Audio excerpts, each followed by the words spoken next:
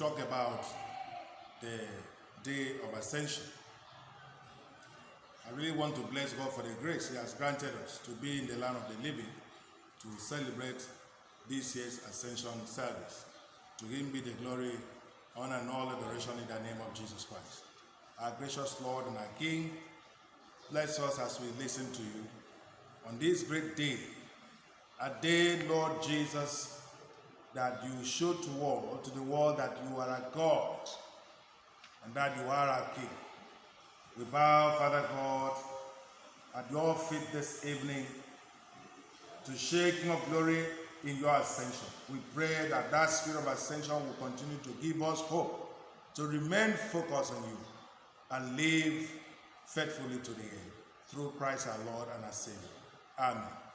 Beloved, let us read from the Gospel according to Luke chapter 24, from verse 44.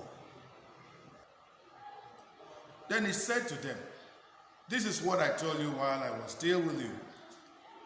Everything which is written concerning me in the law of Moses and the prophets and the Psalms must be fulfilled."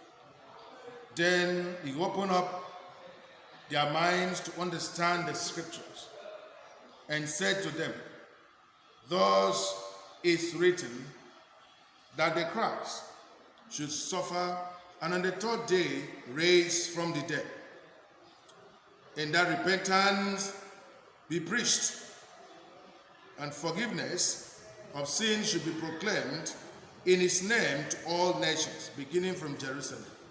You are witnesses of these things, and behold, I will send forth upon you what my Father has promised. But remain in the city of Jerusalem until you are clothed with power from on high." Then He conducted them out as far as Bethany, and lifting up His hands, He invoked a blessing on them. And it occurred that while He was still blessing them, He parted from them and was taken up into heaven. And there, worshiping Him, went back to Jerusalem with great joy. And they were continually in the temple, celebrating with praises and blessing and extolling God. Beloved, the day of Ascension in many of our Christian denominations is not seriously celebrated. Maybe for the lack of understanding of what it is.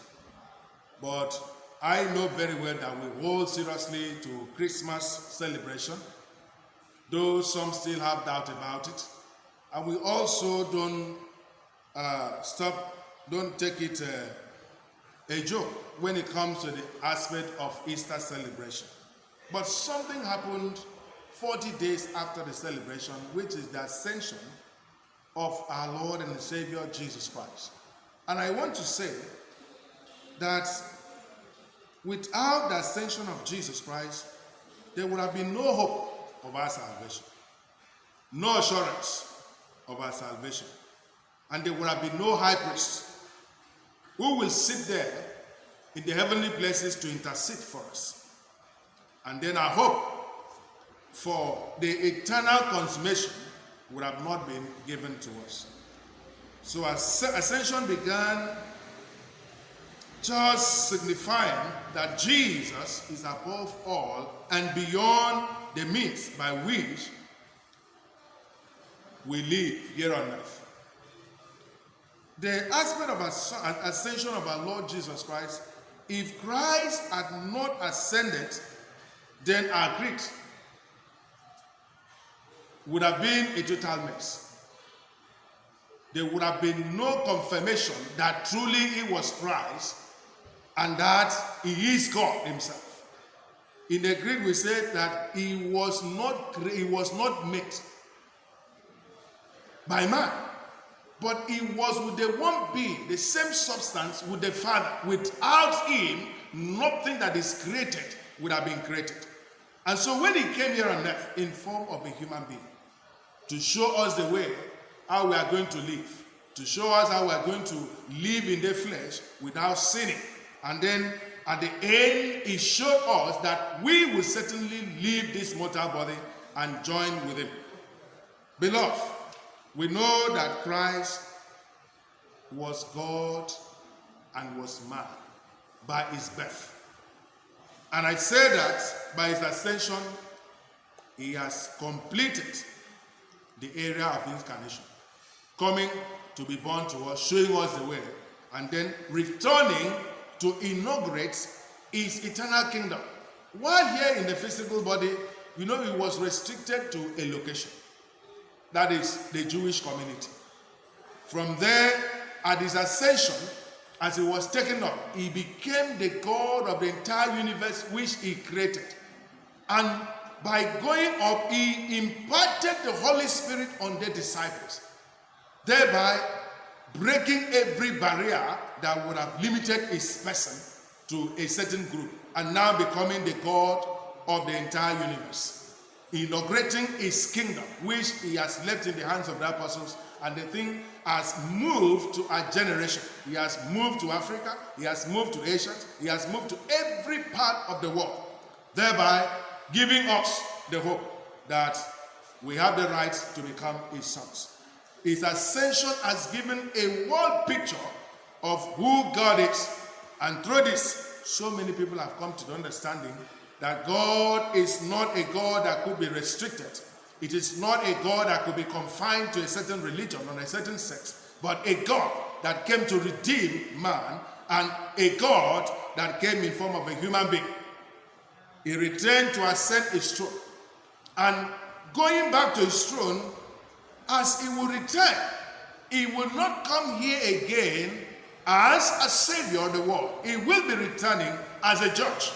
And so by his ascension and the lifting of the eyes to the heavens by the apostles, all of us have received the same measure of what they received, because at this ascension, he left the Holy Spirit.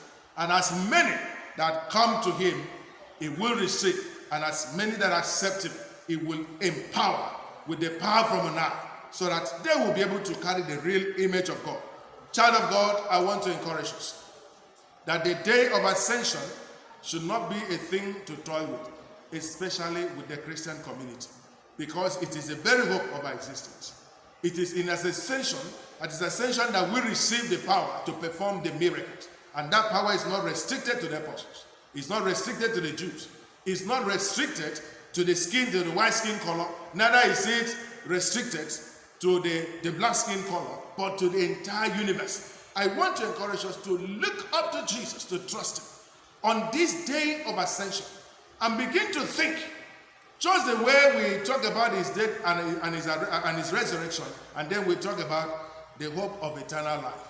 Then at his ascension, it is a real hope that this man, this physical body, will be transformed into immortality. It will be transformed into a divine body that will be able to sit with God in the heavenly places. I don't know whether we are ready. I don't know whether we are set yet. I don't know what preparation we are making to be with our Creator, because certainly someday we will return to be with him. And if we don't see the picture of this ascension, because we must first die. Christ died, killing the nature of man in him.